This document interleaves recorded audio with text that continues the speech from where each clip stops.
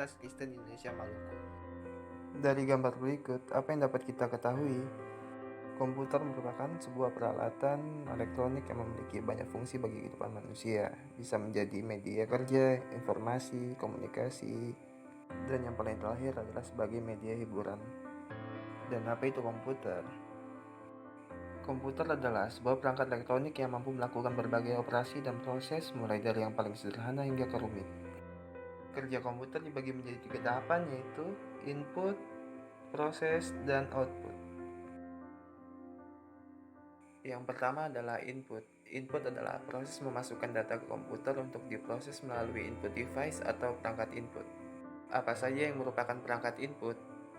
Yang pertama adalah keyboard. Keyboard adalah piranti input berupa serangkaian tombol-tombol huruf, angka, dan karakter khusus yang digunakan untuk memasukkan data ke komputer atau menjalankan instruksi tertentu. Selanjutnya adalah mouse. Mouse adalah alat penunjuk yang dioperasikan dengan tangan dan mengindera gerakan-gerakan pada saat alat tersebut digerakkan di atas permukaan datar. Dan yang terakhir adalah mikrofon. Mikrofon merupakan piranti yang dapat mengubah suara analog menjadi suara digital dan berfungsi untuk merekam suara.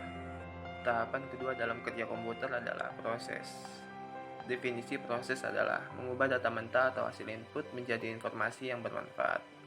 Perangkat yang paling penting dalam tahapan proses yaitu Central Processing Unit atau yang biasa kita sebut dengan CPU. CPU merupakan unit yang melakukan sebagian besar pemrosesan di dalam komputer. CPU memiliki 4 fungsi utama, yaitu decoding atau kode program, yang kedua adalah storing atau penyimpanan data, yang ketiga fetching atau pengambilan data, yang keempat executing atau kalkulasi logika. Selanjutnya adalah casing komputer.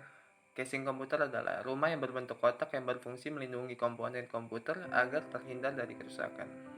Casing komputer terbagi menjadi 4 jenis sesuai kebutuhan penggunanya atau user. Yang pertama ada mini ATX, mini tower, mid tower, dan full tower. Selanjutnya adalah motherboard atau yang biasa kita sebut dengan papan induk. Motherboard merupakan bagian penting dari komputer yang bentuknya mirip papan. Papan yang digunakan adalah jenis PCB yang memiliki banyak konektor.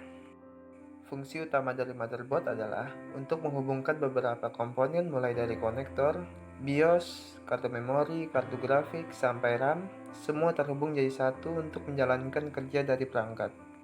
Motherboard dapat dibagi menjadi beberapa jenis, yaitu standar ATX, micro ATX, mini ATX, nano ATX, dan pico ATX.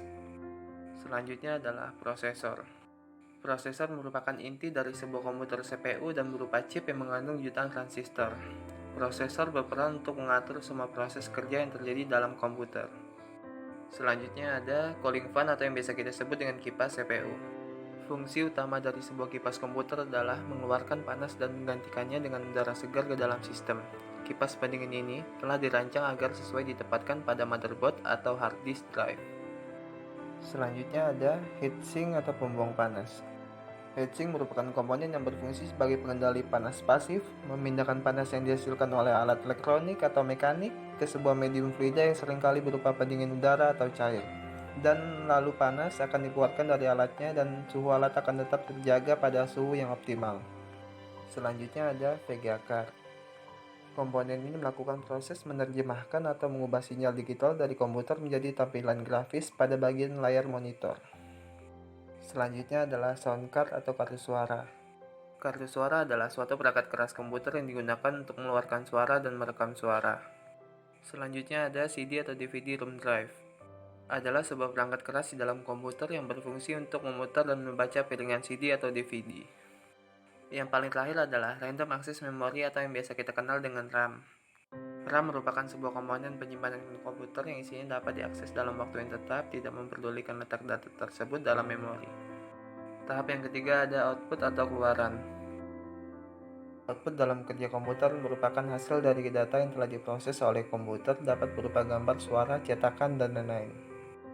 Contoh output device gambar atau visual. Yang pertama ada scanner, monitor, proyektor, dan kamera. Selanjutnya contoh output device suara ada headphone dan speaker. Sedangkan untuk output device cetak ada printer dan plotter. Dan yang keempat adalah penyimpanan atau storage device. merupakan perangkat keras yang dapat digunakan untuk menyimpan data digital dan aplikasi yang dapat berupa gambar, video, audio, dan lain-lain. Storage device dibagi menjadi dua jenis, yaitu penyimpanan utama atau primary storage, dapat menggunakan RAM dan ROM. Sedangkan untuk yang kedua ada penyimpanan sekunder atau secondary storage. Contoh dari penyimpanan sekunder ada hard disk, flash disk, dan floppy disk. Bagaimana komputer dapat mengerti dan memahami perintah yang user berikan? Komputer dapat mengerti dan memahami perintah yang diberikan oleh user melalui binary code.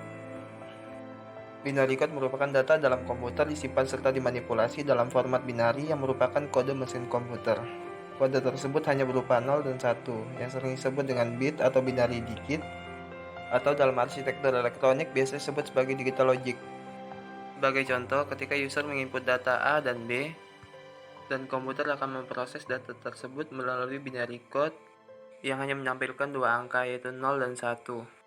Jadi kesimpulannya adalah semua hasil perintah input dari user akan diproses oleh memori dan CPU melalui binary information, sehingga komputer dapat menjalankan perintah atau output sesuai dengan keinginan user. Saya David Christian, sekian dan terima kasih.